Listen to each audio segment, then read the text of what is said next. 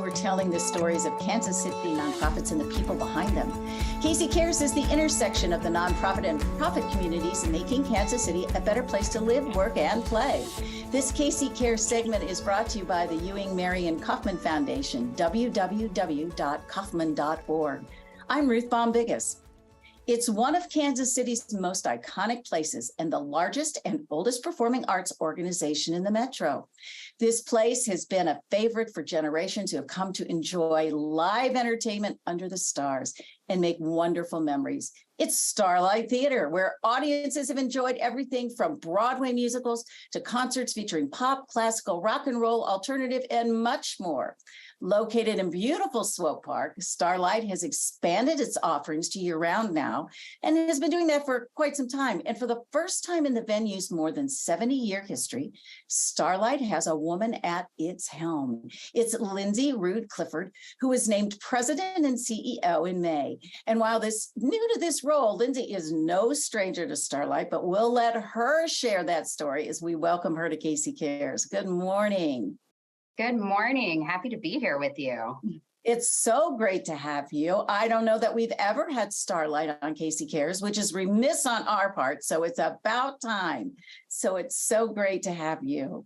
Well, it's a year of firsts, so happy for this to be one of them. Oh, great, great, great. All right. Well, so if there's somebody who might have had their head in the sand, share with us what Starlight is. Well, Starlight is an almost 75-year-old, 8,000-seat outdoor amphitheater. The neat history of it is that when Starlight was built, it was actually built as Kansas City's centennial birthday present to itself. So it was modeled actually after an amphitheater in St. Louis called the Muni, which is 100 years old now.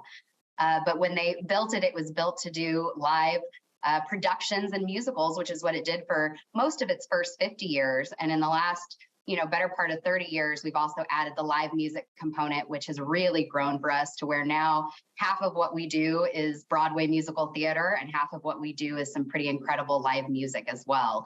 So we welcome folks out in the summertime. We're really busy then. But as you mentioned, in the winter, about 10 years ago now, we also started leveraging our really large indoor stage house to use as a theater space as well. So now we do smaller 500-seat, approximately 500-seat winter theatrical programming as well, in addition to events and other sort of rentals and community space opportunities. What I want to make sure our audience knows is Starlight is now a nonprofit. Can you share with us a little bit the journey of the theater organizationally? I mean, it's had quite its steps on the way. So Starlight actually has always been a nonprofit. The theater itself is owned by the city of Kansas City. So we're a city-owned asset.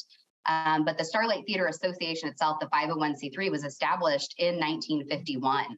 So operated by a nonprofit for all of its history, certainly some ups and downs in that history as sort of the theater industry and music changed. And we're a really big place for live theater. I often remind people that when you're thinking about Broadway theaters in New York, we are 4 times as big as the largest Broadway theater.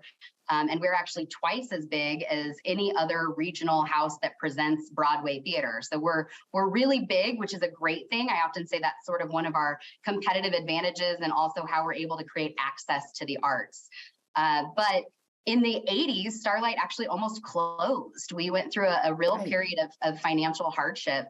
Those that have lived in the city for a long time remember that there were periods where what was happening on our stage was either happening through partnership with other arts organizations, but there were some real financial challenges. And it was really due to some big names in the city like Anita Gorman and Jack Stedman and Shirley Hellsberg and Bob Bernstein that we were able to kind of turn the business model around.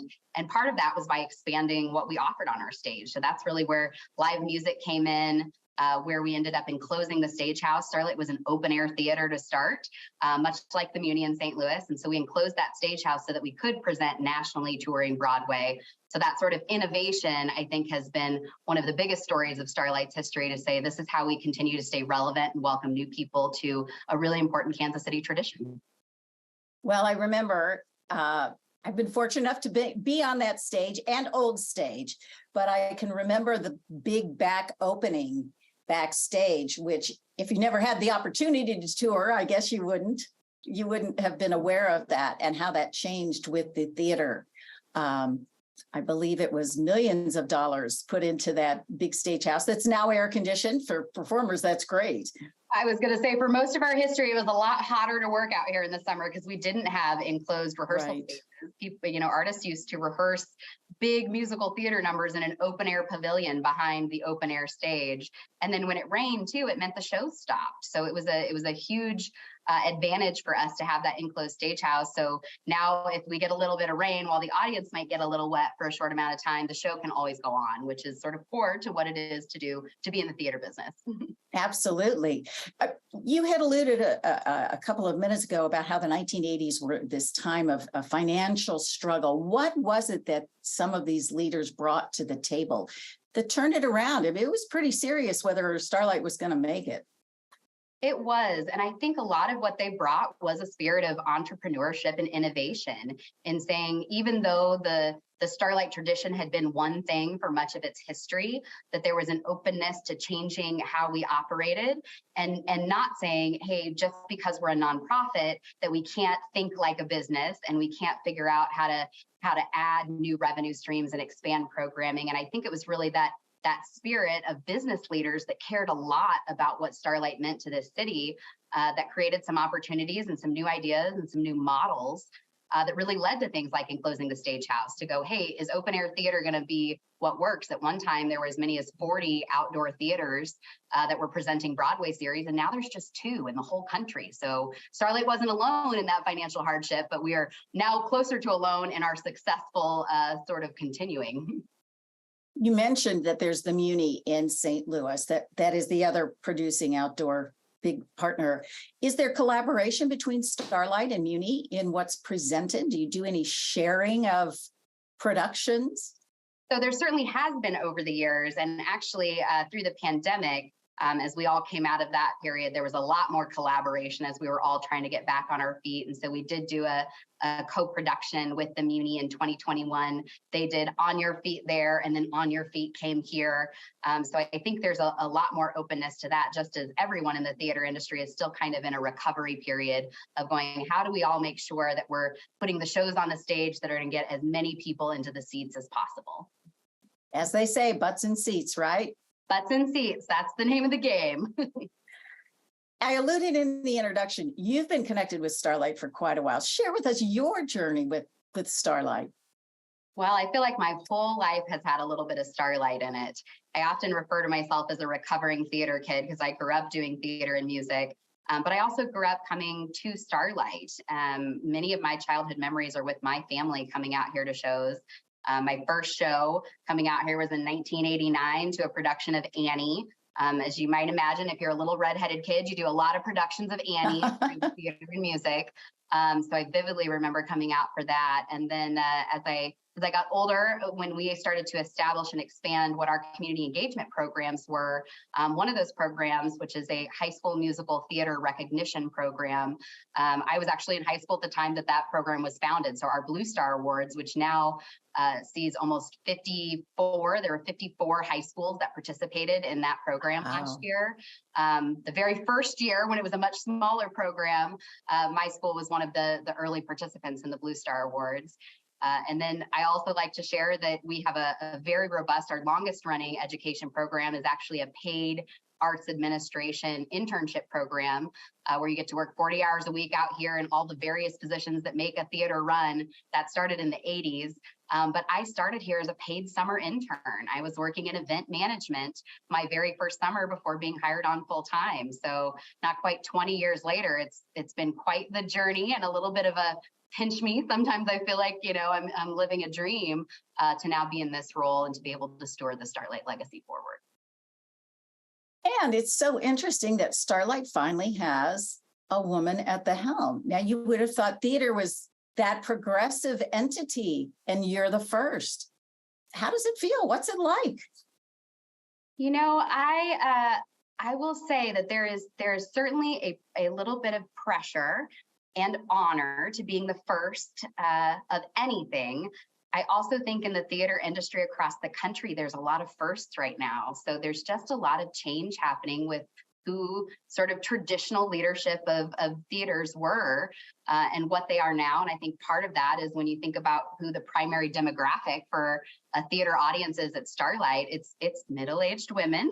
So having someone, I think, at the helm that understands sort of that core audience, but also, you know, for me, is very interested in how we extend the Starlight tradition to new audiences. It's been an honor, and I feel very lucky that I had a board of directors and frankly a staff that has been nothing but supportive and confident, to where I would say being a woman is clearly not the most important qualifier for the job, but I certainly think about what it means for future women to think about what it is to be in leadership. So I carry that responsibility pretty seriously. Your predecessor had been there 9 years, I think, in that position. And the person before that had been an even longer tenured individual, if I'm remembering correct. I know Bob Rolfe was there for a long time. Bob Rolfe was there. So Bob was the CEO when I started, and he'd been there for almost 30 years. Right. And we actually had a CEO between him and my predecessor. Okay. But Bob was here, and he's actually who I remember as being a lot of the inspiration for how I look to run the theater today.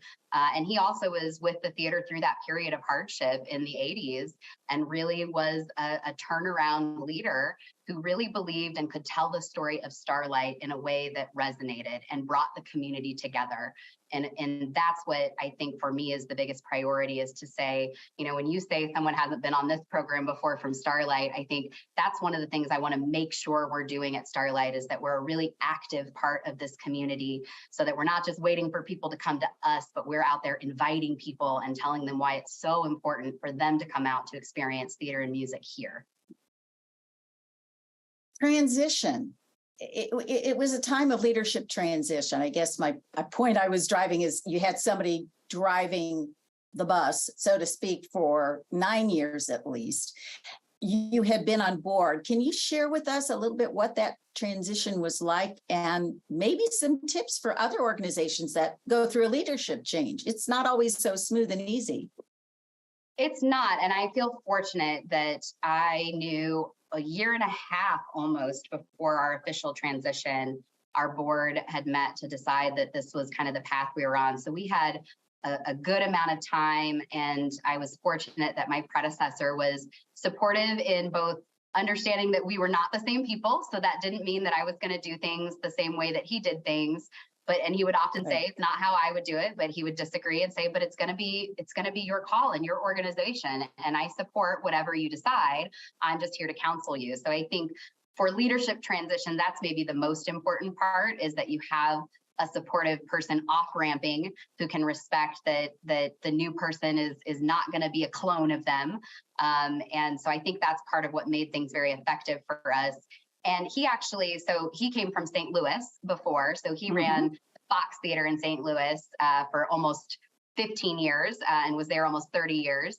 So he brought a lot of expertise in presenting Broadway and touring Broadway. And so he's actually stayed on as a consultant for us in that space as we need him over the next couple of years. So that's also been really helpful to know you've got a phone call away if you've got questions or want to understand the history before, so you're making a really informed decision.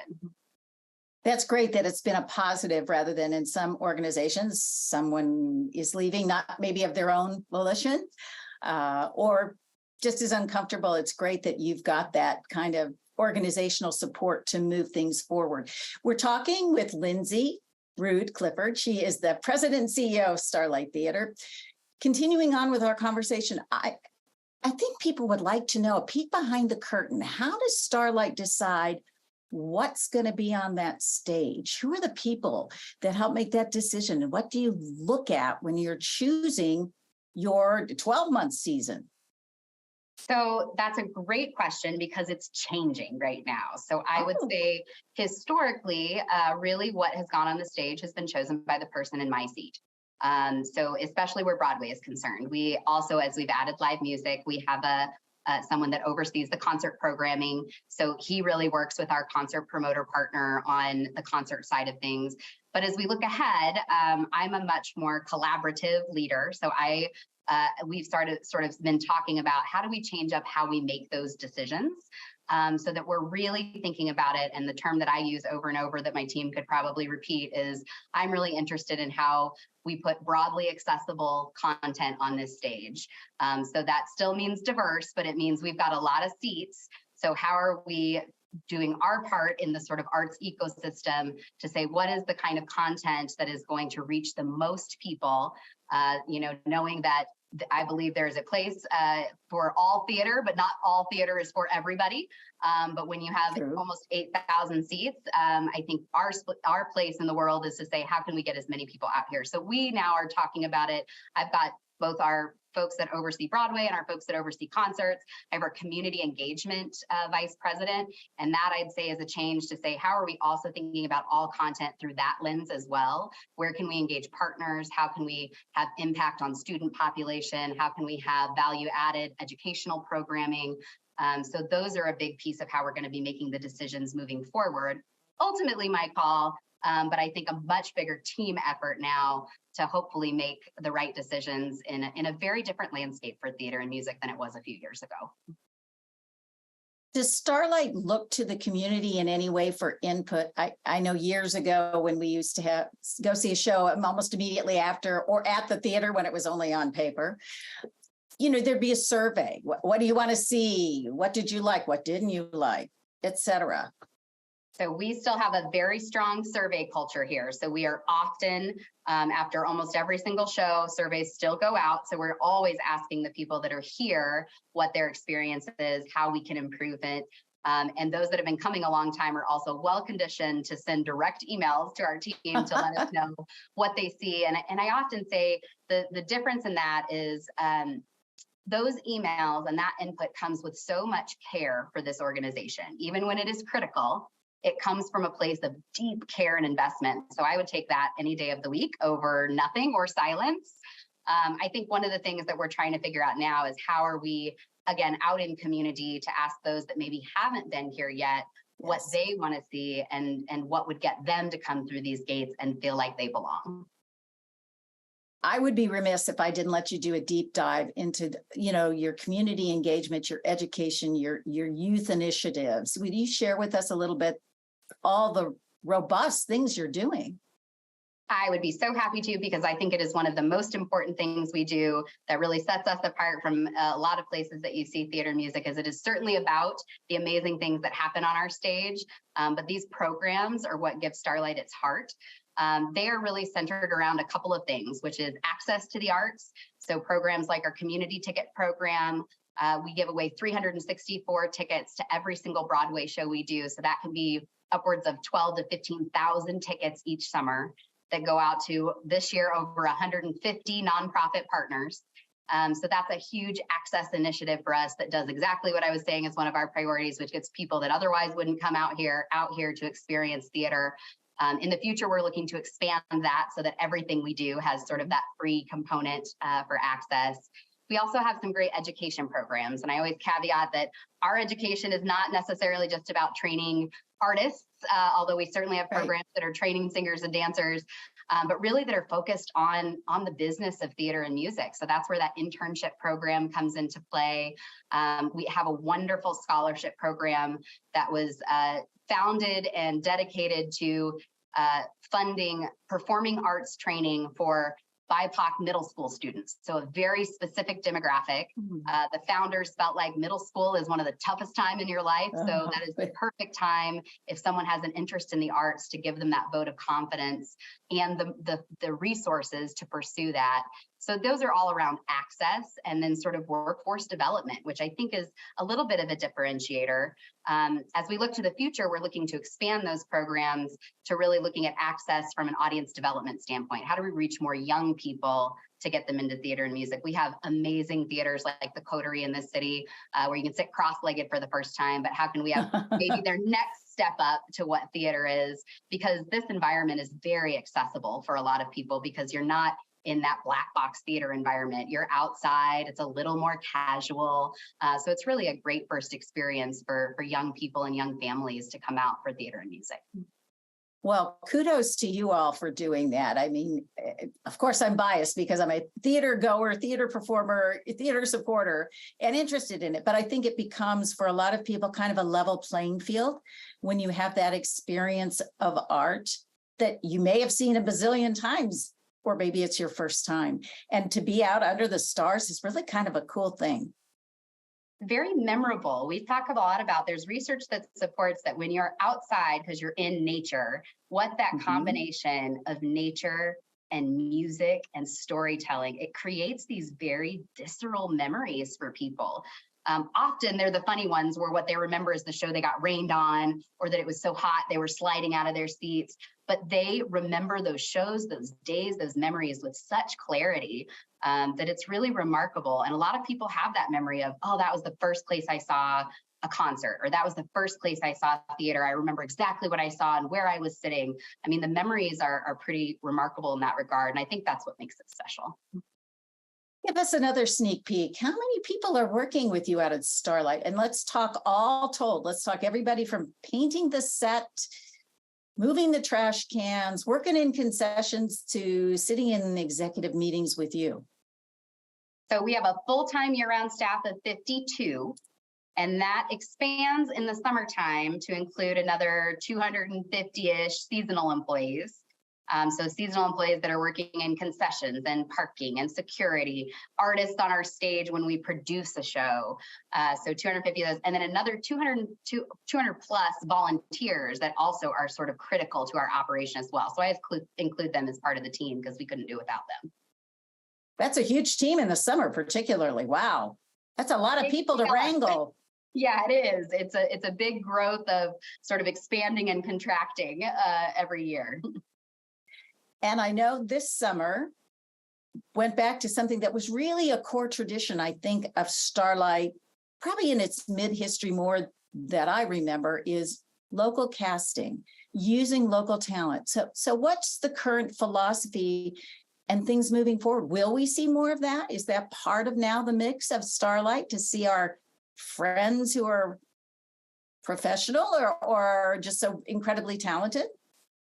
So I'm glad you bring that up, because it is actually one of the key differentiators about Starlight at this point for a theater of our size, to not only present nationally touring Broadway, to present live music, tours and concerts from national headliners, but then also we're a producer. And you're right, that is the cornerstone to our history. And we've continued to do it through the years, where we are the organization that is casting and making sure there's sets and hiring local musicians for the pit orchestra. And we often call that our secret weapon, for the very reason that that's part of how we are part of the community and part of the artistic community, even though they're big shows in a big house. But this past summer, we did a production of Legally Blonde, which is the biggest show that we've done since before the pandemic. So big cast. And it combines Broadway stars and nationally touring artists with local talent. And that cast it was 60% local. And included a teen chorus, which we're able to do through a very special clause in our union agreement that allows us to have a community chorus, as long as those students are connected with those community engagement programs I mentioned. So that's a really neat thing where, upwards of 20 students each year get to be a part of an ensemble working with Broadway stars on the Starlight stage. So I think no matter what, that will be something that we are committed to doing, whether we're producing it or whether we're co-producing it with other regional theaters, like the Muni, for example, or we work often with Pittsburgh CLO and some like that, at least once a summer. I think as we look ahead, it's more about how does the season come together to have those broadly accessible titles that I talked about, what's out there from a touring standpoint.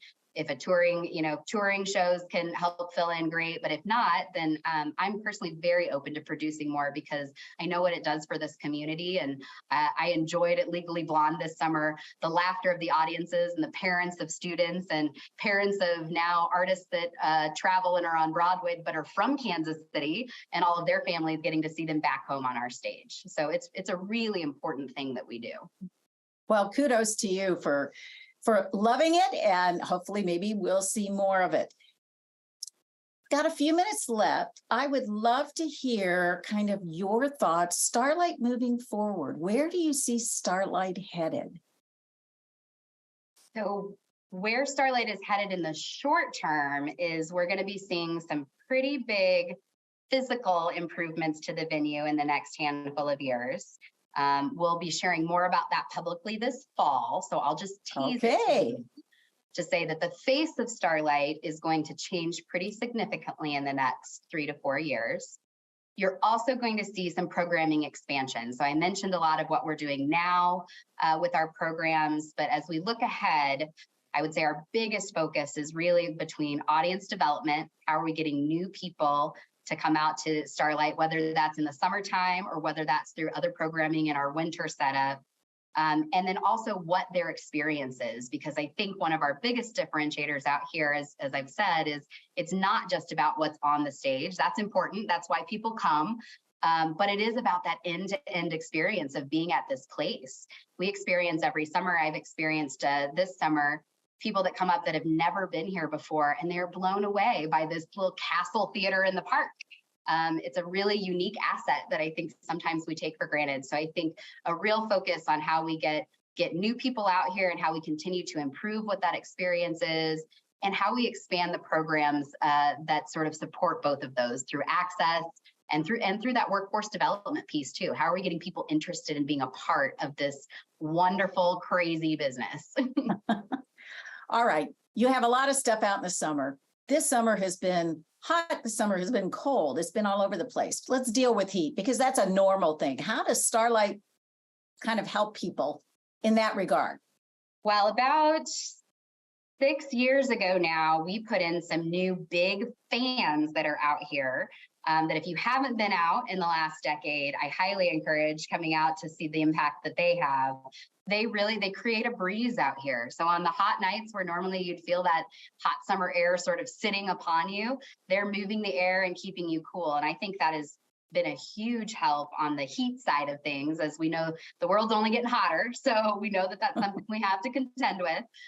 So I think those have really helped. And I think some of the physical improvements that I mentioned for the future are also going to be a huge help where that's concerned too. We know that what people want from Starlight is certainly to preserve that open air environment, but anything we could do to make them a little more comfortable is certainly always welcome. So we're always trying to balance those two things so that you can experience the magic of theater under the stars and outside while also not being, so sticky that you're sliding off your seat.